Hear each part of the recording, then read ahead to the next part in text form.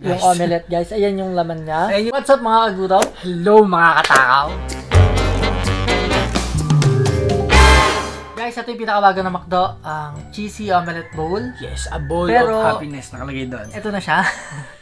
Yan, guys. So, dahil nagtatako tayo ngayon, tatlo yung binili namin. Yun, guys. Ano nga bang laman nito? Cheesy omelette Bowl. So, yan, guys.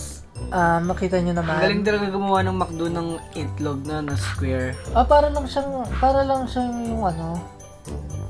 Para sa cheesy egg gisal, pero may iba-ibang something. And tignan muna natin kung ano yung laman nito. Kung ano mo pinagsasabi namin dito. So, ito na. So guys, binuksan namin kung yung ano. Bukas na siya, open na siya, guys. Yung omelette, guys. Ayan yung laman niya. Ayan yung pinakalaman niya sa So, mayroon siyang egg, merong cheese, meron ding ham, and mushroom bits. Nakalagay doon, mushroom bits.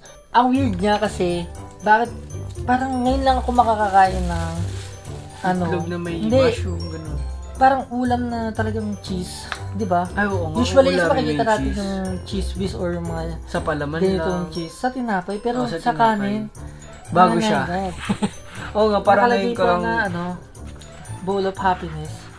Matutuwa kaya tayo dito ngayon. Pag kinain natin to. At na natin kung bagay nga tong, or kung masarap tong bago? Kung bagay yung cheese sa kanin. Cheesy omelette bowl ng McDo. Fried rice kaya to, hindi. So guys, first batch. hindi si fried rice, pero parang lasang garlic rice. Pero hindi, plain rice lang pala. Plain rice lang siya. Ito parang may garlic rice, oh. Ay, oo nga. Hindi pala siya plain rice, guys. Garlic rice siya. At ang sarap. Masarap naman. Oo, masarap siya, oh. Pati Ewan ko lang yung kung dahil gutom lang ako. Ako nga din eh. Pati yung egg masarap. Kaya ko pero parang ang weird niya talaga sa kanin, guys. Di ba? Parang ang dagdag to something, no? Parang ang ano, parang kanin, tas sinabawan mo ng cheese whiz. Parang masarap naman. Bagay naman pala.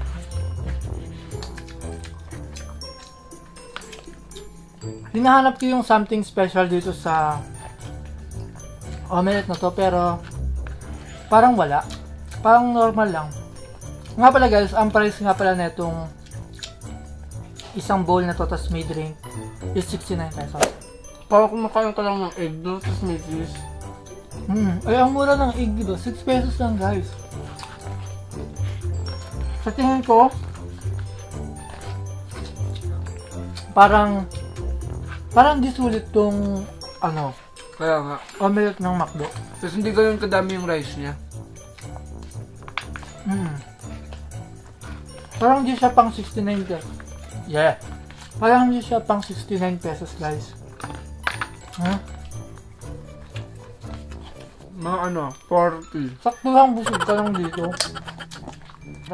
Pero nagustuhan ko lang sa kanya is yung rice niya kasi kakaiba. Garlic rice. Favorite ko pa naman ng garlic. Pero, kung makikita niyo, guys, parang siyang ano, Plain rice lang sa umpisa. parang plain rice lang siya kasi medyo maputi. Tapos, ayun. Pagdating naman yung ang sarap. Pero pag kinagat mo na siya, hindi mo malalaman. So, talaga, Dahil gutom ako, guys, naubos ko na yung akin agad-agad. Ang weird niya ng lasa niya, may cheese yung kanin. siguro kung tatanggalin nila yung cheese Tapos ay yung dun sa ano na yan, sa loob ng omelette, feeling ko mas okay. Tapos palitan na lang ng ketchup. Nag-decision sa ano, lasa. ketchup ba? Ay. So yun, guys, hinati ni James yung ano. Hati kami dito at kakain pa ako, gutom pa ako. Hindi nga masarap. Hindi masarap, no? Gutom lang ako.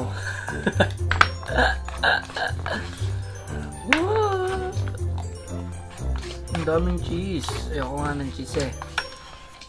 Mas sulit yung ano. Mas sulit yung chicken teriyaki. Yung isa nilang bowl. Sabi yung pang langis talaga. Yung sausage wet bowl. Kasi yung chicken teriyaki na yun. May egg. Yeah, may chicken na. Tapos may chicken. Tapos may chicken, kanin pa. tapos may rice. Tapos may Sauce pa. sauce na masarap. Malapit na rin yung price na 79 pesos. Unlike naman dito na parang, alam mo yun, guys, 69 pesos, parang hindi siya worth it. Para ka na lang, parang mas okay pa yung Magluto ko na lang sa tuna bahay. omelette ng ano, 7-Eleven. 32 pesos lang. Masarap naman siya. Pwede nyo rin siyang tikman kung Gusto nyo masubukan ko ano yung lasa ng pinaghalong kanin at cheese. Subukan nyo yun guys, and para mag-agree kayo or disagree sa mga pinagsasabi namin dito. Nawiwirdohan kami pero naubos niya na. Gusto na, nakadalawa na. Isang kahali na ako. Gutom lang.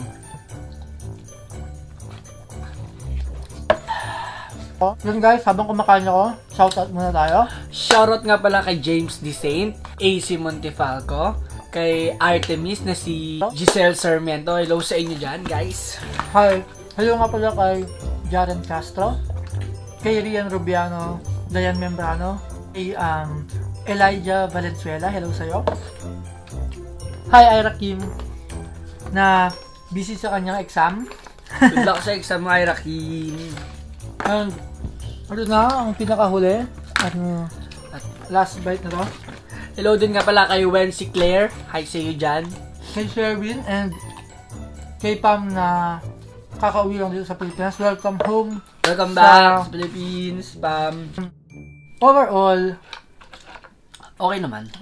sa presyong 69 pesos, hindi siya worth it.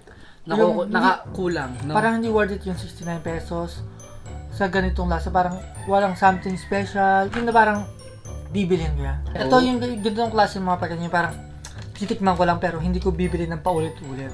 Guys, masarap naman siya. Masarap kasi syempre yung omelette niya. Rice, guys. Ang sarap ng rice. Kala Masarap namin ng garlic rice. nung una plain rice lang pero garlic rice pala siya.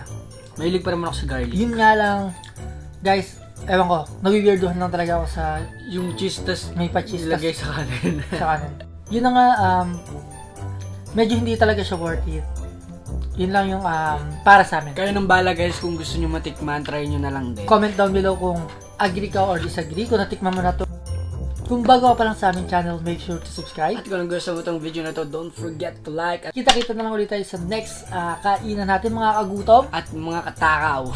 So, thank you very much guys for watching. Bye! Bye!